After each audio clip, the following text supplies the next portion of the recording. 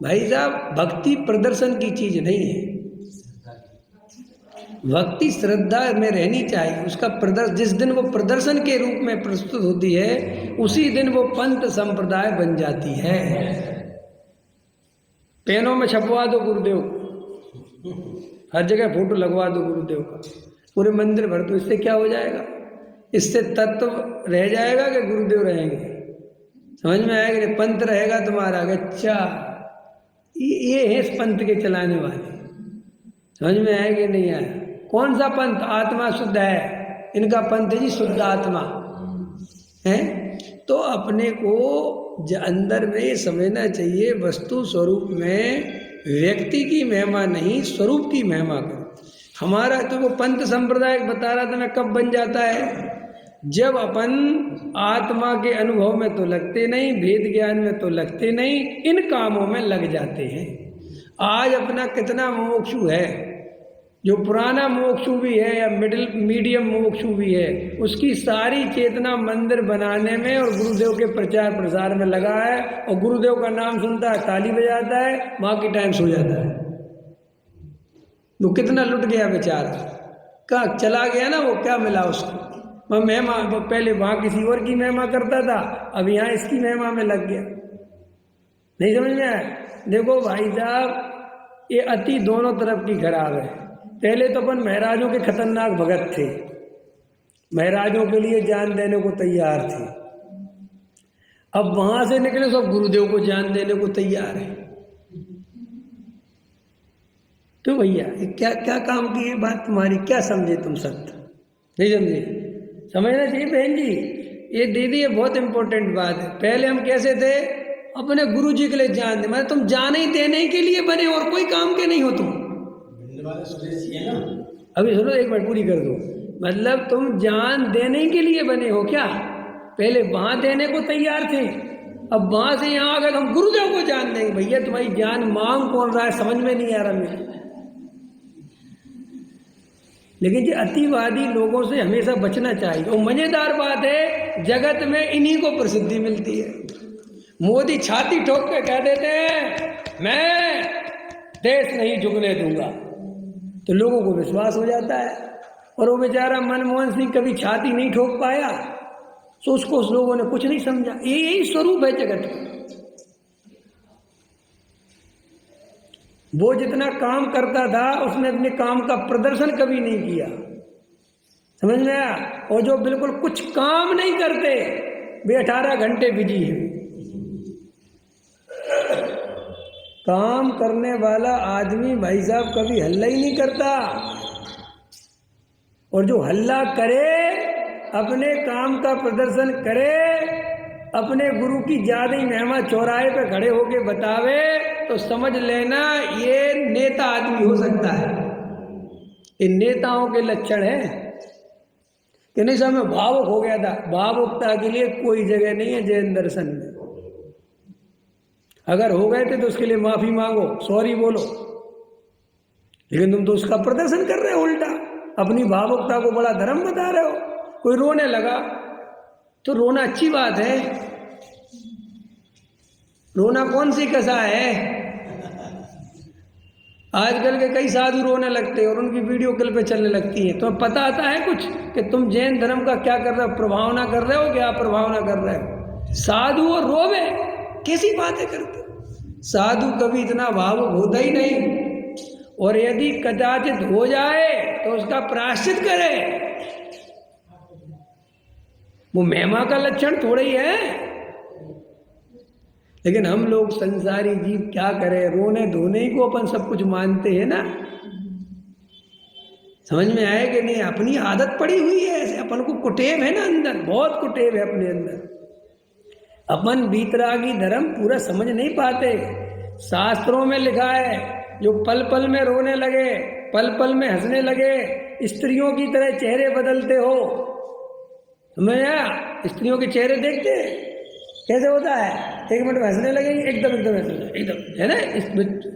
है क्या? समझ रहे ना? चंचल क्षण में रोने लगे। किसी की लड़की जा रही तो रोने लगे,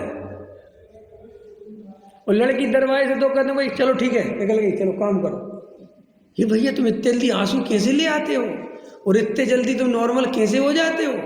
ऐसा लक्षण सम्यक दृष्टि के नहीं होता, और ऐसा भावुकता, ऐसी चंचलता जिसमें हो वो सम्यक दृष्टि नहीं होता। ये भावुकता से काम नहीं चलेगा। ये वक्ता में भी नहीं होना चाहिए।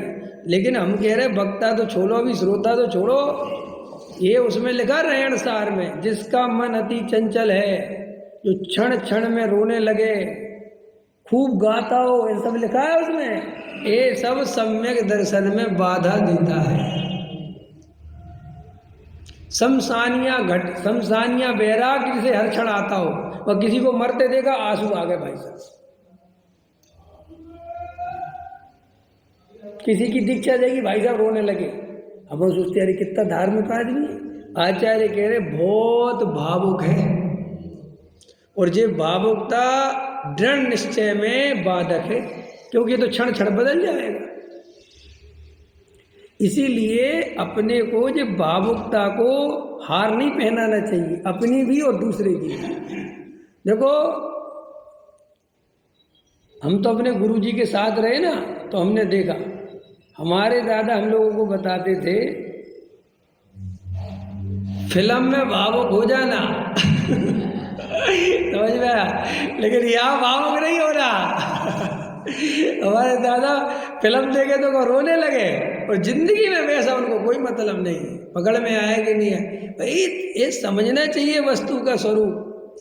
हम लोग अभी बहुत उथले में जी रहे हैं, और अभी तो ज्ञानियों का वर्तमान में वैसे क्या कहना चाहिए, वैसे ज्ञानी, वैसे गंभीर, वैसे सस प्रकृति, वैसे जीव अभी समझ लो वर्तमान में कम ही है, नहीं दिख रहे। तो अपन को क्या है कि बहुत सावधान होने की जरूरत है। समझ में आया कि नहीं आया? बिल्कुल एकदम भावुक नहीं चाहिए, भावुकता का धर्म नहीं, भावुकता कोई अच्छी चीज नहीं। हमारे आचार्य भगवंतों की परंपरा देखो, वे कहीं पर भावुक नहीं हुए। अगर वे भावुक होते चले जाते तो हर गुरु का एक एक पंथ चालू हो जाता कि नहीं? अमृत चंद का अलग पंथ, जयसेन आचार्य का अलग पंथ, विद्यानंद जी का अलग पंथ, अकलंक का अलग पंथ हो जाता कि नहीं हो जाता? पूज्यपाद का अलग पंथ, उमा स्वामी जी का अलग पंथ, कितने पंथ चलते, लेकिन क्यों नहीं चल पाए?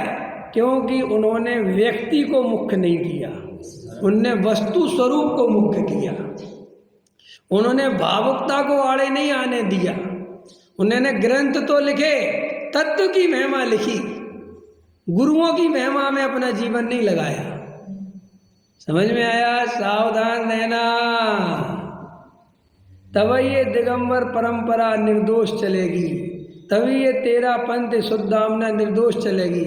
और यदि व्यक्तिवाद को मुख्य करोगे तो ये गारंटी से दूषित होगी, क्योंकि जब व्यक्ति मुख्य होने लगता है तब पंथ संप्रदाय निर्मित हुए बिना रहते नहीं, और जब वो एक बार निर्मित हो जाते हैं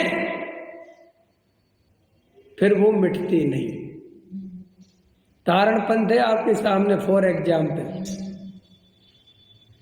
उनको सब सत्य पता है, श्वेतांबर है आपके सामने, सब पता है, कौन बदलने को तैयार है?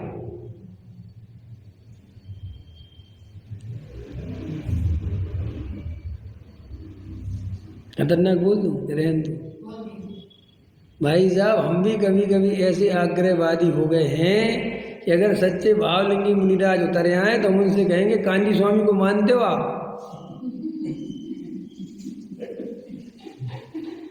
अगर उनने कह दिया नहीं तो ठीक है निकल लो। अभी मैंने कह तो दिया, इसका गहराई से तुम विचार कर लेना कितना पंथ संप्रदाय हमारे अंदर घुस जाता है, हवा निकल जाएगी। समझ में आया भैया? बहुत कठिन है ये। गुरुदेव श्री जो बोलते रहे जीवन भर पंथ संप्रदाय में धर्म नती, वो ऐसे ही थोड़ी बोलते रहे, वो अंदर से जानते थे कितना जहर है।